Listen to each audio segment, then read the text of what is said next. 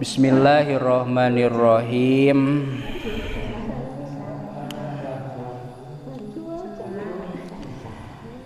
Sabada kamari beres nyarioskeun bahwa salat berjamaah teh hukumna fardu kifayah. Lamun aya salah sahiji maka nu sejen teu kabagean doraka ngan teu kabagean ganjaran. Ngan lamun teu aya hiji-hiji acan maka dosa sarerea.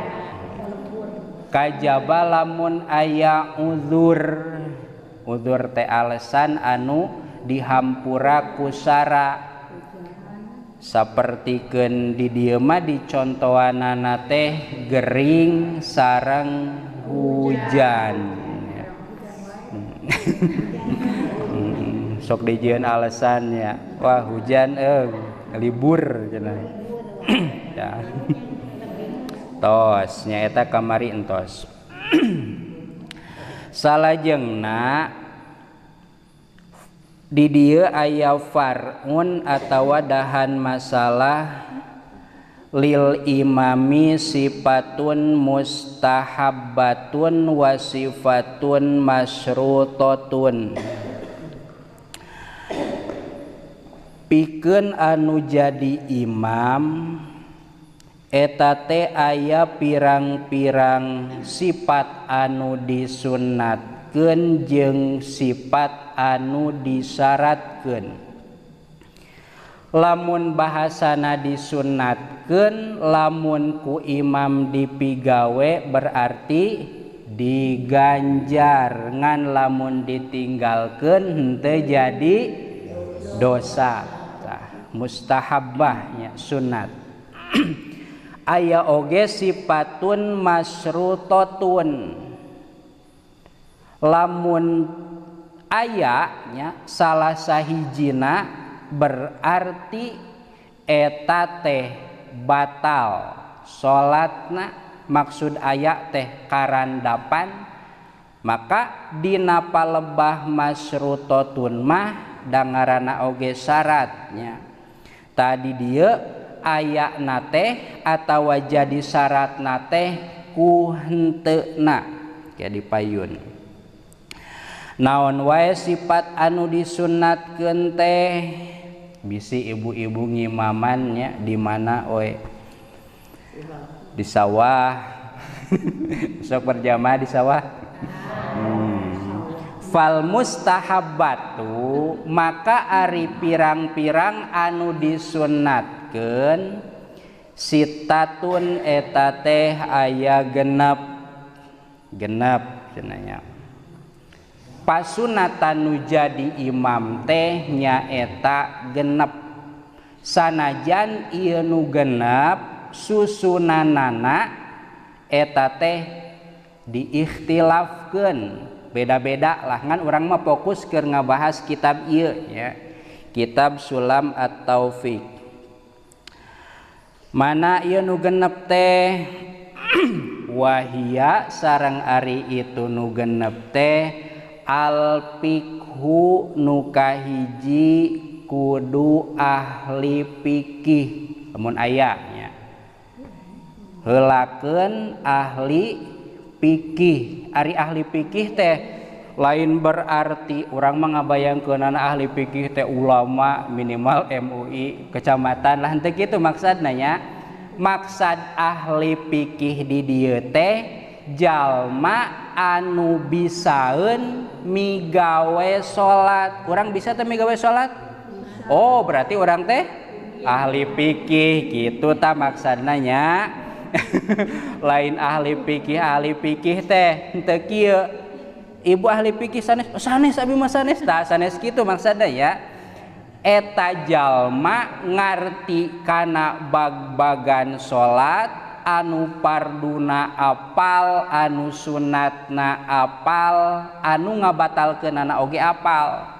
Contoh ibu teh ditaros lamun sujud ungkluk-ungklukan leuwih ti 3 kali batal teu batal. Oh berarti eta teh ahli fikih nya. Tah sapertikeun kitu.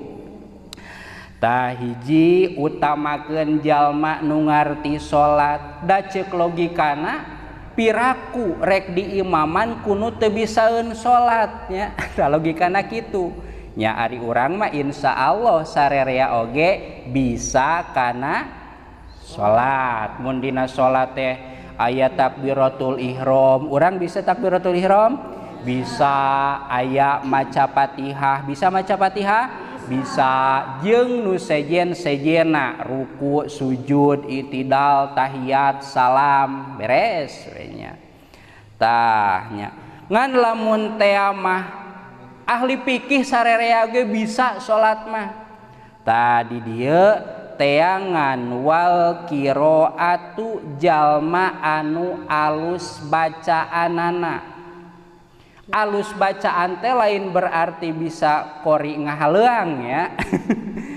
Dah henteu kudu dilagukeun baca Fatihah dina salat mah. Nu penting huruf-hurufna sesuai. Lamun hamzah teh dibacana a sanes a henteu pahili jeung ain. Lamun teh mah naon ha teh alhamdu teh ha teu pahili jeung ha. Tah kitu maksudna nya. Henteu berarti pasehat henteu berarti kitu. Asalkeun huruf-hurufna jelas dibacana henteu alhamdu tapi alhamdu henteu al. Tah henteu al nya henteu kitu tapi a nya. Hamzah dibaca hamzah, ain dibaca ain, ha dibaca ha, ha dibaca ha. Tah gitu.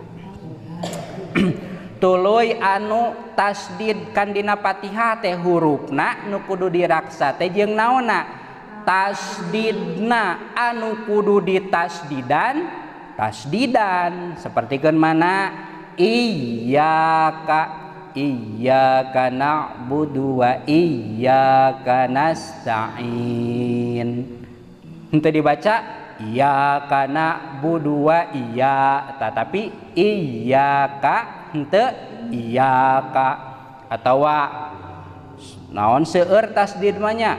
Iyyaka na'budu wa iyyaka nasta'in. Ihdinas siratal mustaqim siratal ladzina an'amta 'alaihim ghairil maghdubi 'alaihim waladdo. Henteu walado tapi waladdo. Minimal tasdid teh macana kudu dikumahakeun? Dibangetkeun alias make tanaga. Maksudna lain berarti bebergeh tapi aya perbedaan antara ditasdidan jeung henteu ditasdidan. Bisa urang bisa gitu? Bisa. Berarti urang teh nya fikih ahli fikih, nya qiraah ahli qiraah. Berarti urang layak yang imaman? Layak sarerea oge nya henteu silih jung tante gitu.